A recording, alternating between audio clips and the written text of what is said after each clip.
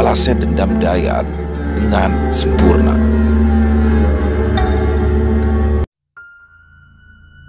Setelah kepergian sosok arwah ibunya, Dayat merasa jika semua permasalahan yang dihadapinya telah usai dan ia pun dapat menjalani kehidupannya dengan tenang dan baik. Tapi apa yang difikirkan Dayat ternyata tidaklah sesuai dengan kenyataan yang terjadi. Permasalahan dalam hidupnya malah semakin besar dan bahkan sampai mengancam keselamatan adik-adiknya. Walaupun kematian Bang Buluk yang kala itu, tubuhnya dibawa ke perlintasan kereta api oleh arwah Butini dan dianggap sebagai korban kecelakaan hingga menyebabkan kematian, tapi Papi Jamal ternyata mengetahui apa yang sebenarnya terjadi dengan Bang Buluk. Tubuh pemuda yang masih berusia sekitar 25 tahunan itu ditemukan hancur karena terseret lokomotif kereta api yang melintas di perlintasan kereta api di Bintaro Permai. Dan dugaan Papi Jamal adalah Bang Buluk mati dengan cara yang tidak wajar. Atas dasar kematian Bang Buluk yang tidak wajar itulah, Papi Jamal pun meminta kepada orang-orangnya untuk kembali mencari Dayat. Tapi Dayat yang kini sudah bersama Saraswati dan juga Bang Tato sudah berada di kelompok yang berseberangan dengan kelompok Papi Jamal. Setelah Saraswati dan Bang Tato yang juga dibantu Jamal untuk menginterogasi ketiga orang yang sebelumnya telah dikalahkan Saras dan Bang Tato ketika mereka bertarung di kebun palem yang berada di depan rumah Dayat, itu pun memberikan beberapa informasi berharga tentang bisnis-bisnis gelap Papi Jamal yang berkedok bisnis resmi. Pagi itu, Dayat yang kembali didatangi Saras dan juga Bang Tato serta seseorang yang lebih tua dari keduanya dan biasa dipanggil dengan nama Mas Mudi itu mulai menginterogasi ketiga teman Bang Buluk. Tapi sebelum itu terjadi, Dayat pun membawa pergi ketiga adiknya dan menitipkannya ke rumah Bu Atin. Suasana tegang pun terasa menyelimuti rumah kecil yang kini ditempati Dayat dan ketiga adiknya. Banyak pertanyaan-pertanyaan dari Saras dan juga Bang Tato serta Mas Mudi yang tidak dijawab oleh ketiga orang teman dari Bang Buluk itu. Tapi disitulah Saraswati kembali menunjukkan kemampuannya. Hanya dengan tangan kosong saja Saraswati membuat ketiga orang yang kedua tangan dan kakinya itu terikat erat merintih kesakitan. Saras mengangkat tangan kanan yang perlahan-lahan keluar asap tipis dari telapak tangan yang terangkat itu. Dan setelah tenaga dalamnya terkumpul, Saras pun lalu mencengkram dengan erat pundak dari salah satu orang tersebut hingga orang itu mengerang kesakitan. Gila, itu Kak Saras orang sakti ya Bang? Tanya Dayat kepada Bang Tato penuh keheranan. Lu lihat aja Dayat. Gue juga kadang-kadang takut sama dia. Takut dicekek dari belakang aja, balas Bang Tato sambil berbisik dan tersenyum kepada Dayat.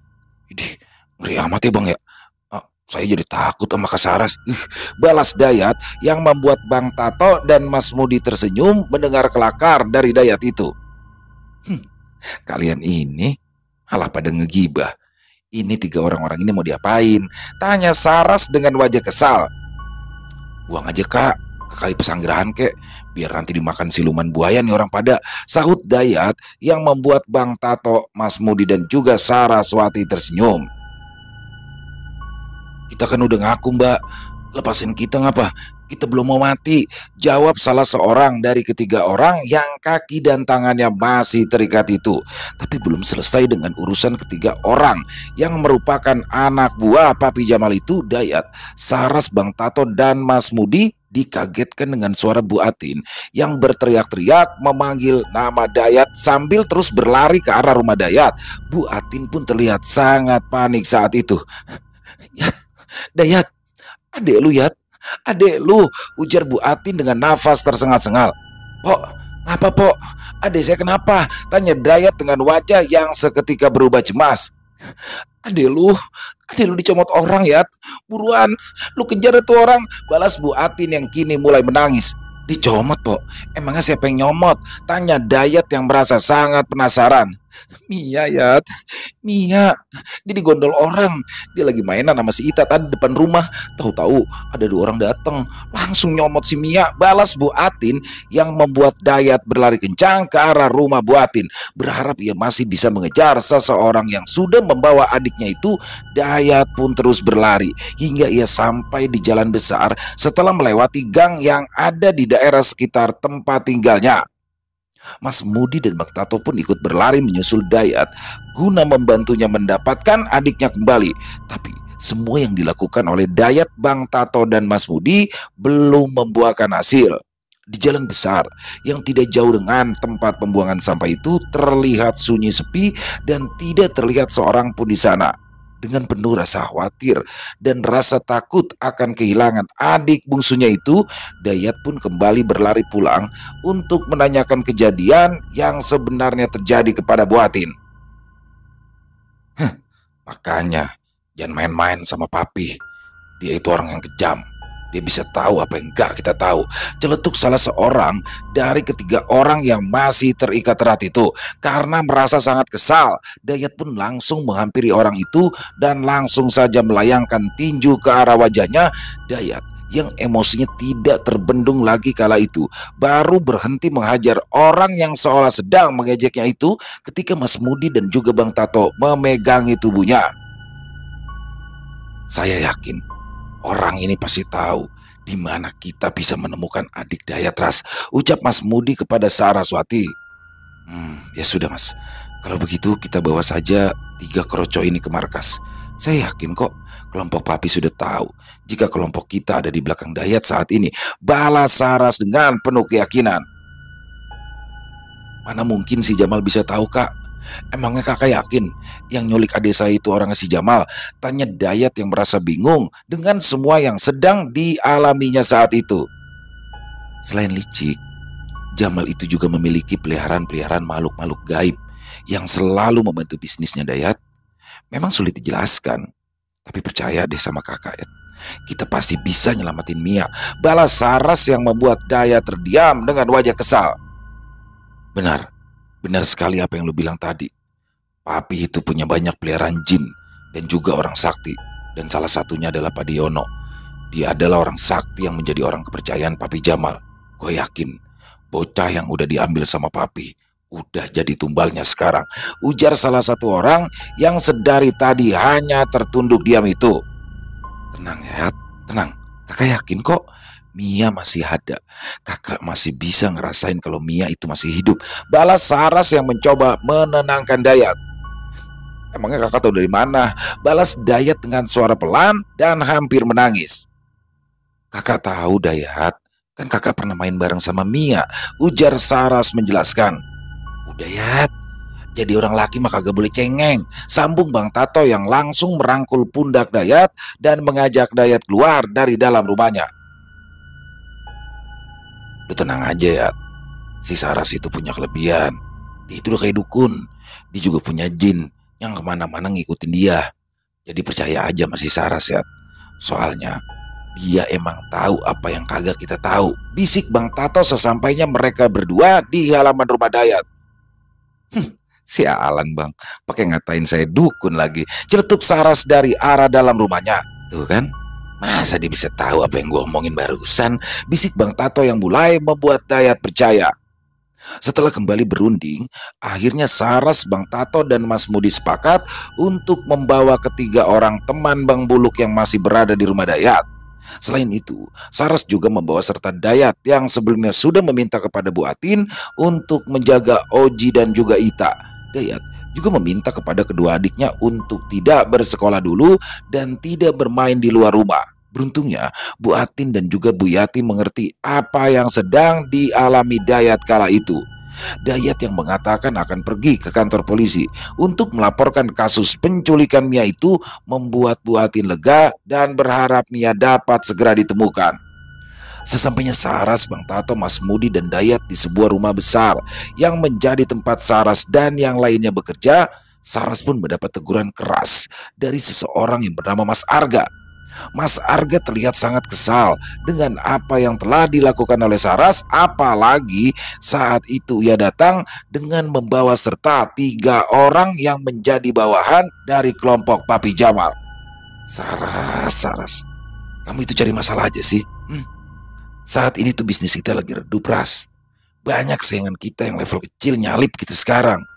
Kamu itu bukannya cari solusi, malah bawa masalah ke sini, ujar Mas Arga dengan wajah yang terlihat sangat kesal. Tapi ketika Saras akan menanggapi apa yang baru saja disampaikan oleh Mas Arga, tiba-tiba saja muncullah seorang pemuda yang usianya sedikit di atas Saras dan terlihat sangat gagah dengan setelan jas hitam dengan dasi panjang berwarna merah. Orang itu bernama Alex, seorang pemuda yang digadang-gadang akan menjadi penerus bisnis yang dimiliki oleh orang tuanya kala itu. Saya yang nyuruh Saras, gak? Kamu tenang aja. Apa yang sedang dilakukan Saras saat ini, itu semua di bawah kendali saya.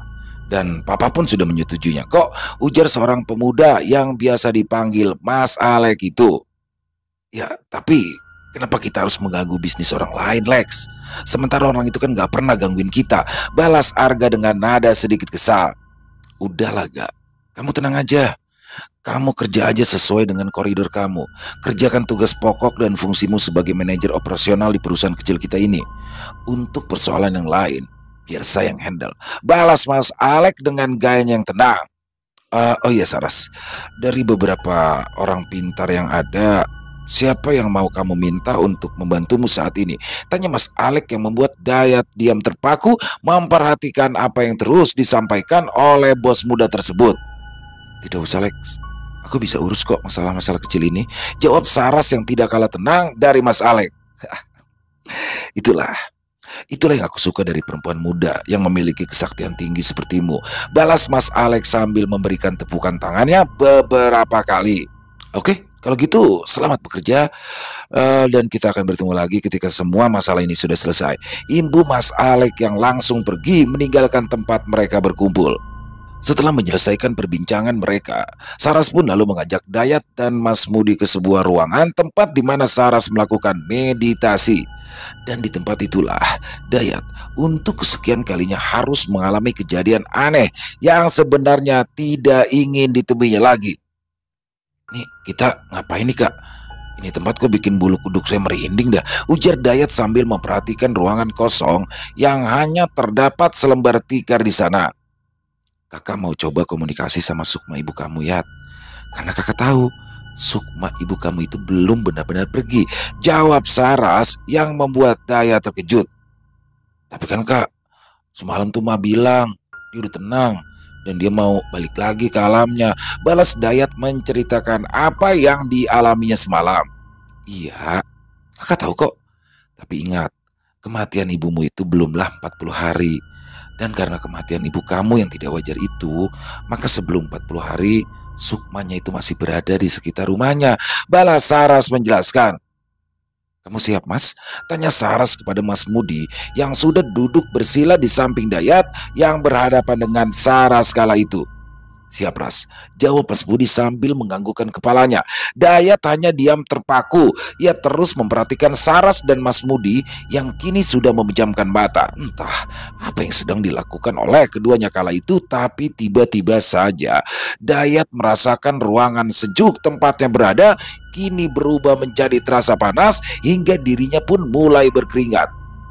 Semerbak harum bunga melati pun tercium dengan jelas oleh indera penciuman Dayat, dan Dayat pun kini percaya jika Saras mampu memanggil arwah ibunya untuk berkomunikasi dengannya.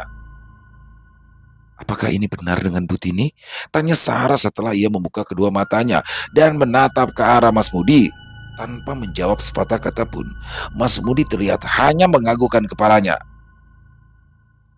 Apakah ibu tahu di mana keberadaan Mia saat ini? Tanya Saras lagi kepada Mas Mudi, dan lagi-lagi Mas Mudi pun hanya menganggukkan kepala tanpa mengucapkan sepatah kata pun. Tapi sepertinya buat Saras itu sudahlah cukup dan sangat membantunya kala itu.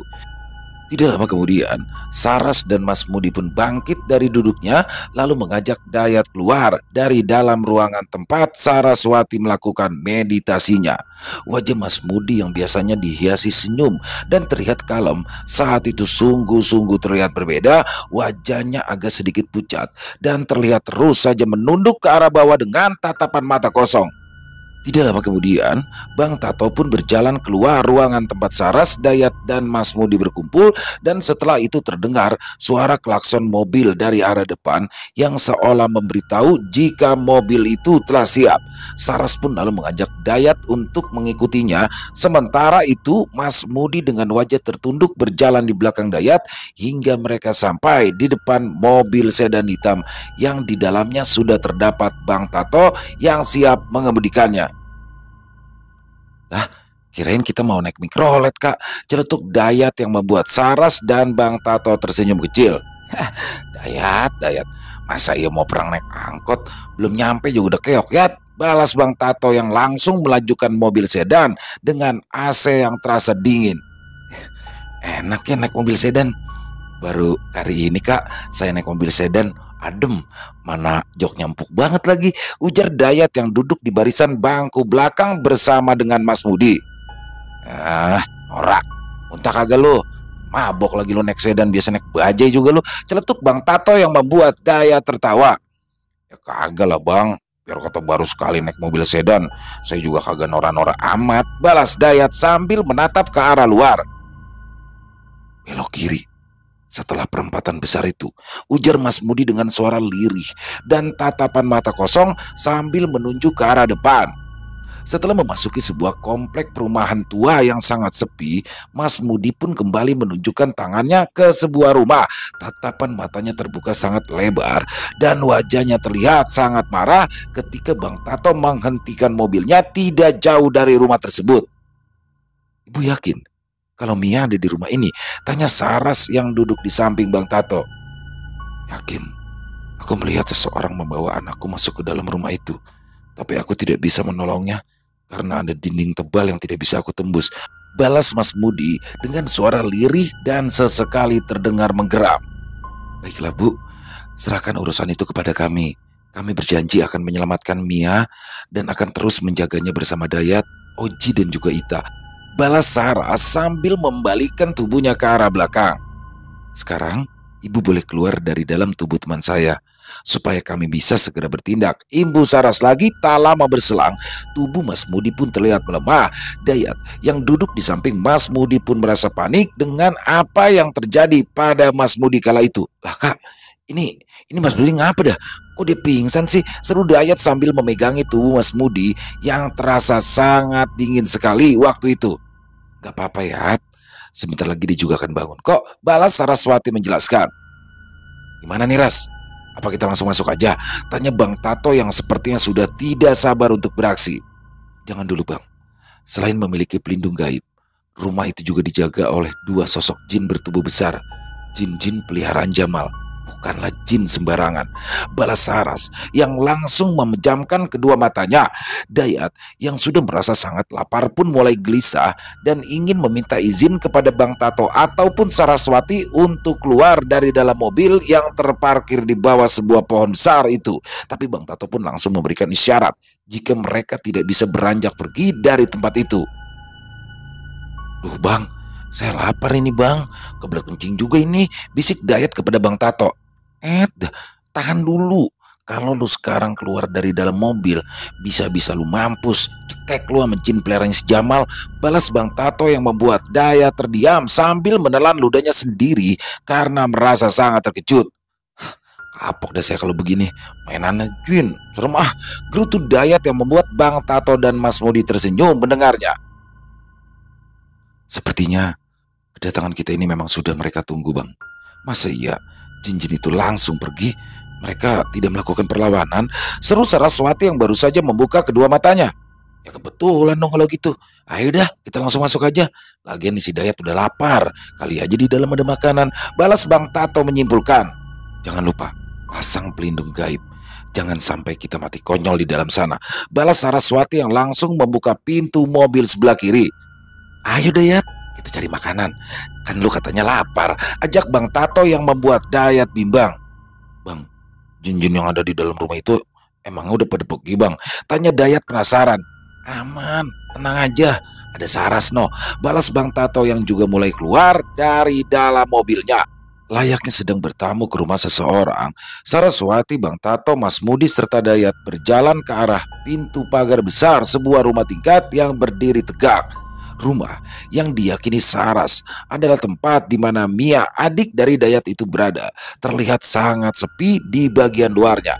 Dan ketika mereka berempat sampai di depan pagar, Dayat pun melompat karena ia terkejut ketika ada suara dari sebuah mikrofon yang tertanam di dinding pagar rumah mewah tersebut.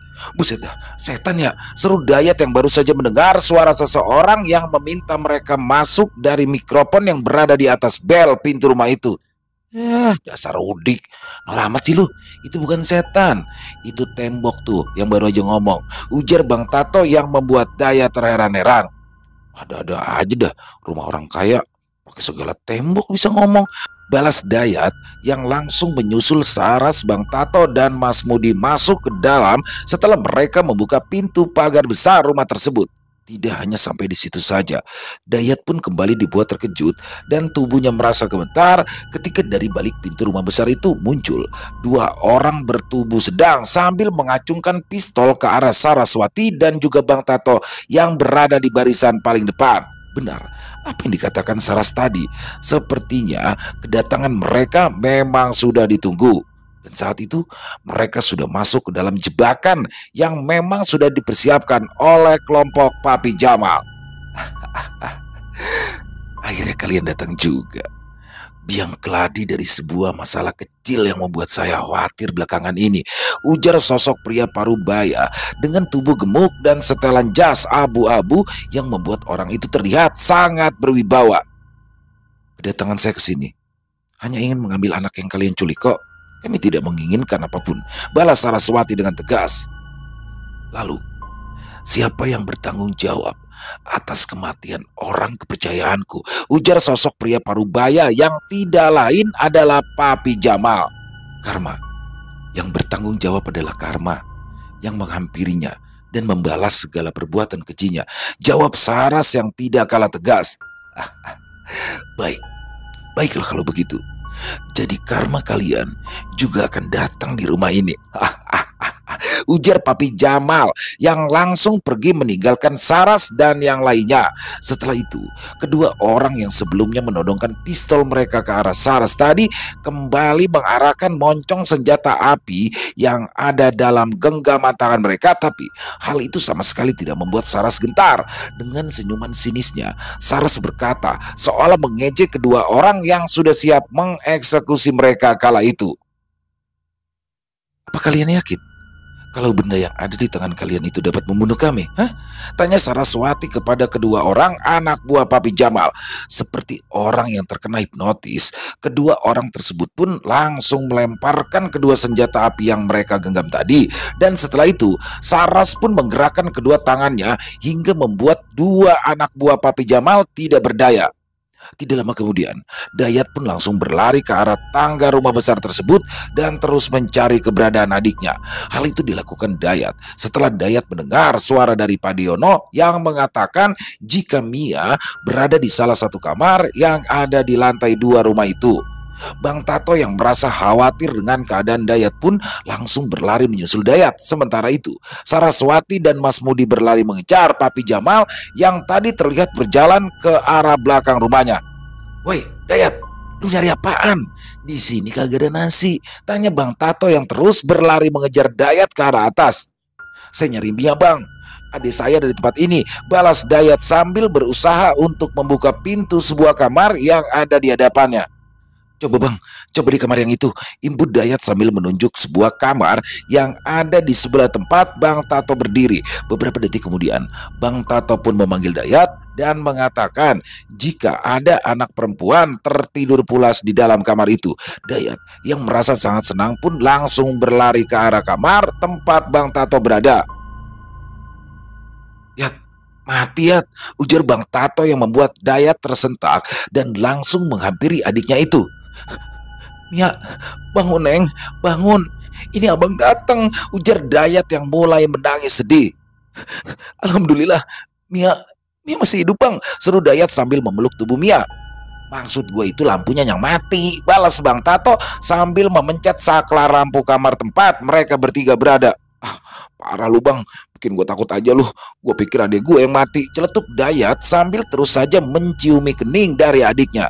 Tanpa ingin berlama-lama lagi, Bang Tato pun langsung mengajak Dayat untuk menyusul Saras dan juga Mas Mudi.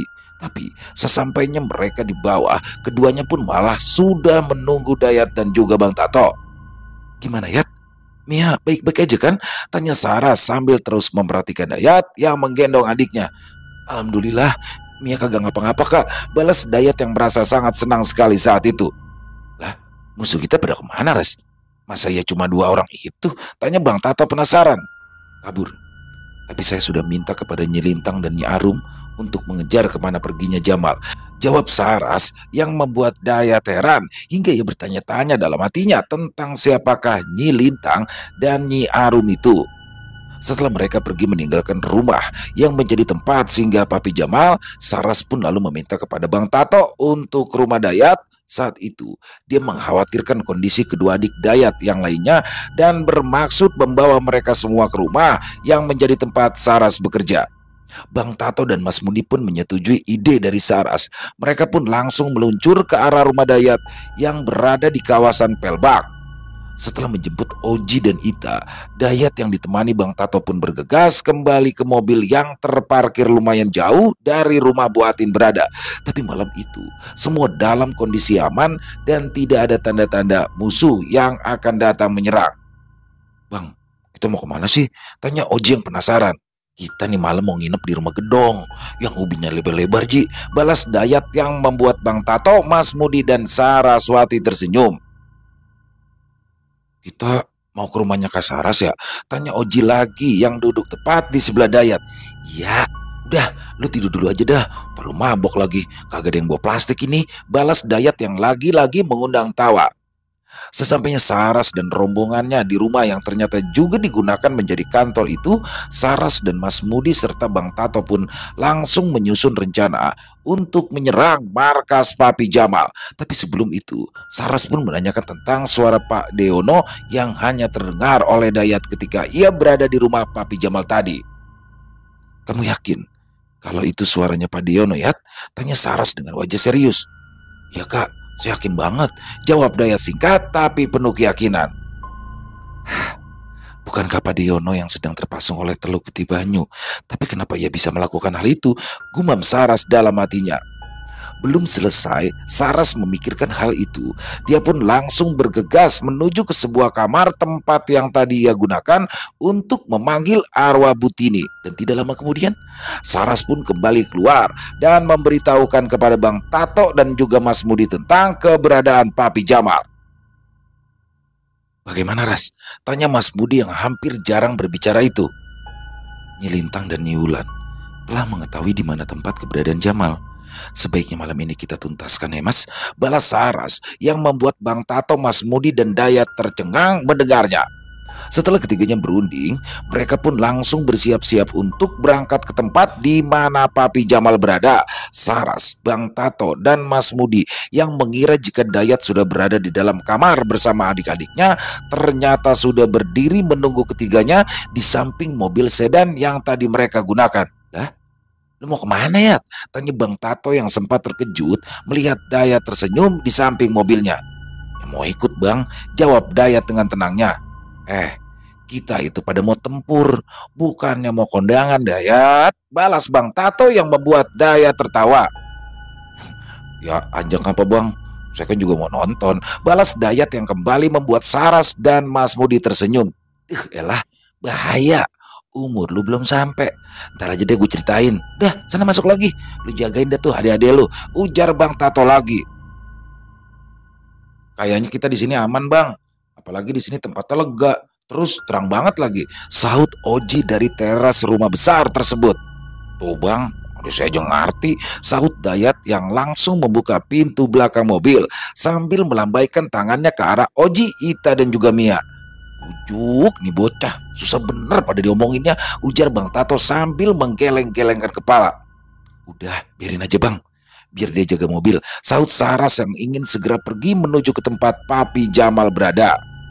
Sesampainya mereka di sebuah tempat yang terdapat sebuah rumah yang banyak ditumbuhi pepohonan itu, Saras pun langsung keluar dari dalam mobil yang ia naiki. Saras yang terlihat sudah tidak sabaran itu mulai menyerang makhluk-makhluk gaib yang menjaga rumah tempat Papi Jamal berada. Kedua tangan Saras yang menggenggam batu yang diambilnya di sekitaran jalanan tempat mereka berhenti itu mulai terlihat memerah dan juga mengepulkan asap. Setelah itu Saras pun melemparkan batu yang ada di genggaman tangannya itu ke arah rumah tersebut. Hal aneh pun terjadi dan disaksikan sendiri oleh Dayat yang pada malam itu dibuat sangat kagum atas kemampuan perempuan yang bernama Saraswati itu. Dan tidak hanya itu saja, Dayat yang masih berada di dalam mobil bersama Bang Tato kembali dibuat bingung ketika secara perlahan-lahan tubuh Saraswati menghilang dari pandangan matanya. Perlahan-lahan terlihat samar, lalu seperti tertutup asap putih dan tidak terlihat lagi. Gila, itu Kak Saras beneran hilang bang?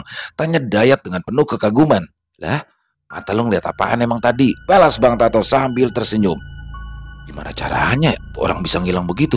Sakti bener deh seru Dayat yang dibuat terkagum-kagum dengan menghilangnya Saraswati dari pandangan matanya.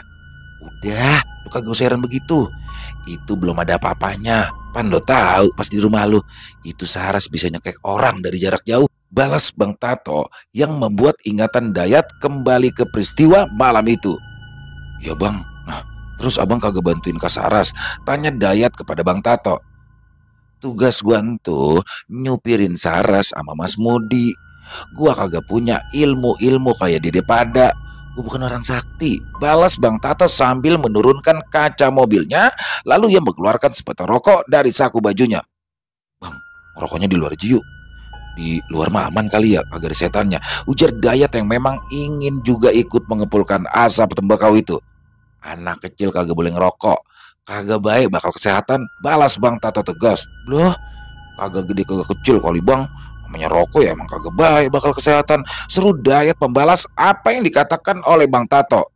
Bang, ceritain dikit ngapa tentang Kak Saras sama Mas Mudi, pintar Dayat yang memang sangat terkesan atas kemampuan yang dimiliki oleh kedua orang itu. Si Saras itu perempuan sakti. Nah, saktinya kan udah lihat sendiri tadi. Selain itu, dia itu juga punya jin perewangan. Kagak cuma satu, banyak. Dan jin-jin yang ngebantu dia itu adalah jin yang udah pernah dikalahin sama Saras, ujar Bang Tato yang sedikit mulai menceritakan siapakah sosok Saraswati yang sebenarnya. Nah, kalau Mas Mudi itu juga punya kesaktian, tapi ya kagak sesakti Saras. Dia itu ahli dalam memanipulasi pikiran orang, ya kayak Gedam gitu dah. Nah, tadi siang pan lu lihat sendiri, kenapa orang-orang yang nodong kita tuh tiba-tiba aja ngelemparin pistolnya. Nah, itu dia tuh salah satu kemampuan dari Mas Mudi. Nah, selain itu, Mas Mudi juga biasa jadi tempat mediasi. Jadi badannya dia tuh bisa bakal tempat makhluk gaib yang mau ditanya-tanya nama Saras. Ya, bisa dibilang sih fisik Mas Mudi kuat, tapi yang lebih kuat sih pikiran dia yang bisa mempengaruhi pikiran orang lain. Imbu Bang Tato yang menceritakan siapa Mas Mudi yang sebenarnya. Entah apa yang sedang dilakukan oleh Saras dan juga Mas Mudi di dalam rumah yang menjadi tempat tinggal Papi Jamal itu. Tapi sebelum Bang Tato selesai menceritakan siapakah Saras yang sebenarnya, Saras dan Mas Mudi tiba-tiba saja muncul dari samping mobil yang sedang mereka gunakan malam itu. Pulang yuk, seru Saras dengan wajahnya yang terlihat senang malam itu. Gimana emangnya? Udah beres? Tanya Bang Tato yang membuat Dayat penasaran. Udah bang, semuanya aman kok. Dia sendirian di rumah itu, cuma emang sih jin peliharaannya aja yang banyak banget, jawab Saras dengan santainya. Dalam perjalanan pulang, Saras pun kembali menceritakan apa yang terjadi kepada Papi Jamal. Selain itu, Mas Mudi juga sedikit mengkoreksi hasil pekerjaan Saras yang menurut dia terkesan kasar dan mudah ditebak oleh lawan. Dia itu kan orang jahat, Mas. Ngapain sih kita pakai cara-cara halus? Seru Saras menanggapi apa yang telah disampaikan oleh Mas Mudi. Ya, maksudku, Kalau pas di posisi seperti tadi, kita bisa habisi saja langsung. Jadi ya kita nggak perlu menampakkan siapa kita yang sebenarnya. Kalau di rumah itu ada perekam bagaimana? Balas Mas Mudi menjelaskan. Eh, iya ya, bener juga ya. Maaf deh, habis aku terlalu emosi soalnya. Balas Saras lagi. Tapi si Jamal udah koit kan? Tanya Bang Tato dari balik kemudinya. Ya udahlah, besok tinggal kita lihat aja beritanya di koran. Balas Saras menjawab pertanyaan dari Bang Tato. Lah, siapa yang nyekek si Jamal emangnya? Tanya Bang Tato lagi. Tidak ada. Dia itu sudah mati dengan pisau yang ditusukkannya di bagian dada kirinya sendiri. Balas Mas Mudi menceritakan. Nah, kalau begitu Pak Diono sekarang mah udah bebas kali dari telu itu dong, Ras. Tanya Bang Tato lagi. Ya, kalau nggak salah sih, telu itu kan akan menghilang dari semua tubuh orang-orang yang sudah meminum air pemberian dari Jamal, termasuk Pak Diono, karena kan Jamalnya udah mati. Ujar Saras menjelaskan. Setelah meninggal dunianya Papi Jamal, bisnis yang berada di bawah naungan sosok lelaki parubaya yang sangat misterius itu pun berakhir. Dayat dan ketiga adiknya pun dapat hidup tenang saat itu, dan Dayat pun pada akhirnya bekerja bersama Saras, Mas Mudi, dan juga Bang Tato untuk membantu bisnis yang dijalani oleh Mas Alek. Karena dianggap ikut berjasa dalam hancurnya bisnis yang sudah dikelola oleh kelompok Jamal, Dayat pun mendapatkan hadiah dari Alex dan Pak Gunawan berupa renovasi rumah yang berada di tengah kebun palam tersebut. Selesai. Wow, luar biasa. Kisah dari Mas Untung Prasetyo, dan ternyata ini adalah kisah kelanjutan dari kisah Dayat ya. Jadi mungkin buat teman-teman yang baru bergabung bisa mengikuti kisah selanjutnya ya setelah 40 hari kematian ibu. Jadi di situ awal mulanya Dayat, dan tahu aja nih Bang Untung nih ya, request kita semua harus ada kelanjutannya. Ternyata di sini petualangan Dayat bersama Saraswati dimulai, dan seru banget kisahnya. Di sini juga dialog Betawinya dapat banget, dan Bang Tato mengingatkan seperti kayak Bang Ian ya. Jadi yang agak-agak ngocol gitu. Overall keren banget kisahnya Bang Untung dan Saraswati. Wah, bakalan jadi idola baru nih ya. Jadi Saraswati adalah seorang wanita tapi dengan kesaktian yang luar biasa.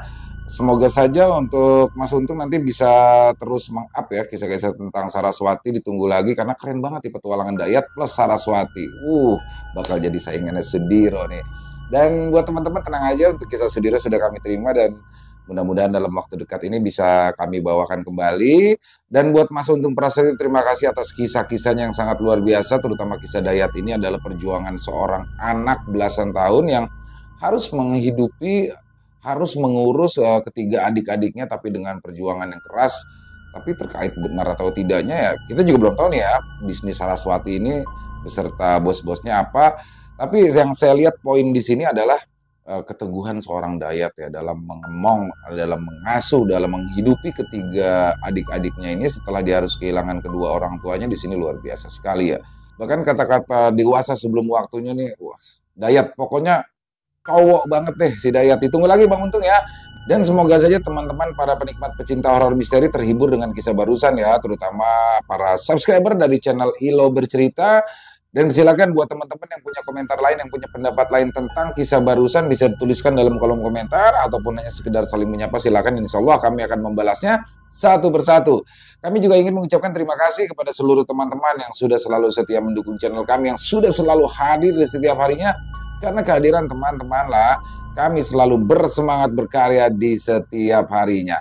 Dan buat teman-teman yang suka dengan video barusan, dengan kisah barusan, bisa diklik ya tombol like-nya, tombol jempolnya. Dan buat teman-teman yang belum subscribe, jangan lupa diklik tombol merah subscribe-nya. Jangan lupa lonceng notifikasinya dinyalakan agar teman-teman selalu mendapatkan notifikasi dari konten-konten yang akan kami upload selanjutnya. Untuk channel Ilo Bercerita kami upload di setiap harinya ya, di setiap malamnya, setiap jam 9 malam waktu Indonesia bagian Barat atau jam 21.00 waktu Indonesia bagian Barat. Dan buat teman-teman mungkin yang punya kisah horor misteri yang diangkat dari kisah nyata yang berdasarkan pengalaman pribadi, apabila mungkin berkenan dibawakan di channel kami, silakan bisa mengirimkannya ke nomor telepon yang ada di bawah sini, dan bebas ya, dalam bentuk tulisan boleh, dalam bentuk rekaman suara boleh, senyamannya teman-teman aja. Buat teman-teman yang sudah mengirimkan kisah, Kami ucapkan terima kasih dan di akhir kata saya Ilo mengucapkan permohonan maaf apabila mungkin dalam pembawaan kisahnya barusan ada kata-kata saya yang salah ataupun ada kata-kata saya yang mungkin kurang berkenan di hati teman-teman. Saya mohon dibukakan pintu maaf yang seluas-luasnya. Mari kita ambil hikmah baiknya saja dari kisah barusan dan dibuang yang buruk-buruknya. Sampai berjumpa lagi di konten-konten kami selanjutnya yang pasti tidak kalah serunya, yang pasti tidak kalah horornya. Masih bersama saya Ilo, channel Ilo Bercerita. Salam sehat, sukses selalu untuk kita semua. Wassalamualaikum warahmatullahi wabarakatuh.